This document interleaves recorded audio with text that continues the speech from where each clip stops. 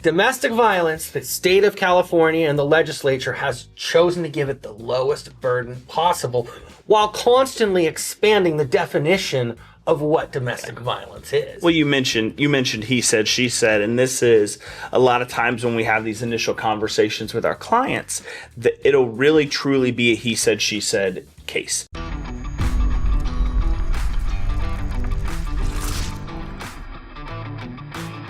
What's going on, everybody? My name is Mark Reel Jr., the Father's Rights Attorney, and you are watching another episode of the Father's Rights Playbook. And on today's episode, we have part 3 of a 6-part series covering everything domestic violence in California. Here with me today again is partner Ryan Dreyer.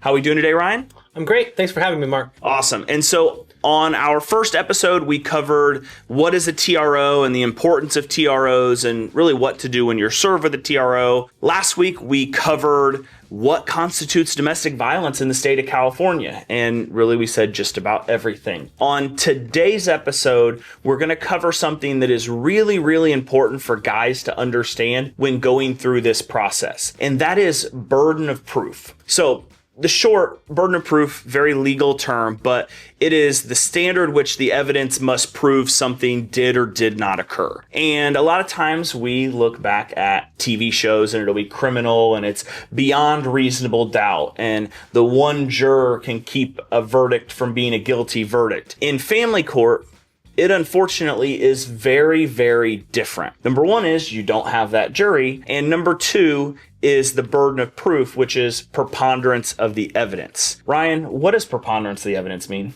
Preponderance of the evidence means that you prove your case by 50.1%. What they say is a scintilla of evidence, which just means a teeny bit of evidence more. So if they're just in a he said, she said, a little bit more persuasive or a little less combative, or the judge looks at your nonverbal cues and believes one above the other, you're going to get that DV against you, right? Yeah. Just a little more likely than not. So preponderance of evidence is our lowest standard of proof or burden of proof that we have in the legal system. Interestingly enough, civil harassment restraining orders, which is when it wasn't a family member or say it's a neighbor or your baby mama's new boyfriend, mother-in-law, or your mother-in-law, yeah. That is a civil harassment under Code of Civil Procedure 527.6, and that is a clear and convincing evidence standard, which we're looking at like 85%. Yeah. Much higher burden. Same for workplace harassment or gun violence restraining order or an elder abuse restraining order. Domestic violence, the state of California and the legislature has chosen to give it the lowest burden possible while constantly expanding the definition of what domestic violence is. Well, you mentioned he said, she said, and this is a lot of times when we have these initial conversations with our clients, that it'll really truly be a he said, she said case. She's making an allegation. The hardest thing for a lawyer to prove is something that did not occur, in fact, did not occur. Having evidence, direct evidence of something that didn't occur that doesn't make any sense. It's impossible. Yeah, so there is no evidence if it didn't occur. So a lot of times these restraining orders truly come down to the judge looking at both parties and saying, I believe him or I believe her. And that can be really, really scary. And that's why it's important to be very strategic in how you navigate these situations, because all the judge needs to say is, I believe her more than I believe him. It doesn't even really have to say that I actually believe everything she said and I believe nothing he said. It can be, I think they both lied and they both told some truth. I believe her more. That's enough. And that's very scary. And also, too, because what you'll have is where they conflate issues or they conflate occurrences. So they'll have one pretty strong one or one medium strong one, and then they're going to make it into a pattern, right? So they're going to take every negative text that you ever sent, they're going to send it.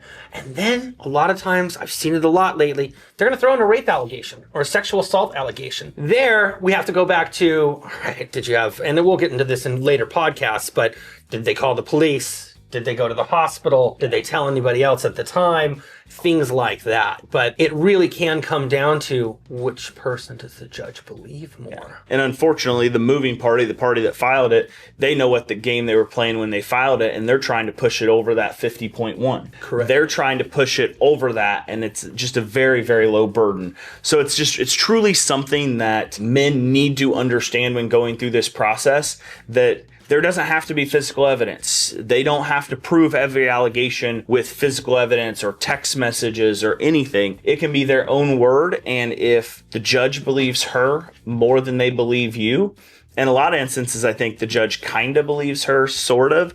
And then we'll talk about here in a couple weeks about being a good witness. And the guy's just a terrible witness and does some things on the stand, says some things on the stand that kill his credibility. And that allows the other party to get over that 50.1% and allow the judge to grant that restraining order. Remember, we're in California, and in California, we believe victims, right? That is the overarching unified theory, is we believe them. Let's clear up one thing right now. When they say, well, they don't have any evidence. Remember, testimony is evidence. Your testimony is evidence. Their testimony is evidence. Yeah, it might not be pictures or documentary evidence, but it is evidence. The second one, please take out of your vocabulary, is, well, she can't prove that. You just lost if you say that to the judge.